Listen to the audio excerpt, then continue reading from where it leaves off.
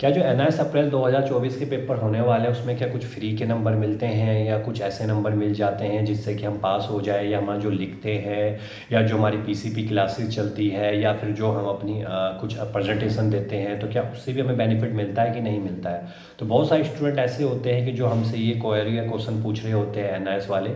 कि क्या इसमें कुछ ग्रेस मार्क्स मिलते हैं कि नहीं मिलते हैं, क्योंकि बहुत सारे स्टूडेंट्स को ऐसा लगता है कि अगर हमारे मान के चलिए 2 या 3 नंबर कम रह गए हैं तो उसमें हमें ग्रेस मार्क्स मिल जाएंगे जिससे कि हमें किसी प्रकार की दिक्कतों का सामना नहीं करना पड़ेगा। और बहुत सारे स्टूडेंट्स इसलिए भी इस चीज़ को जरूर जानना चाहते होंगे।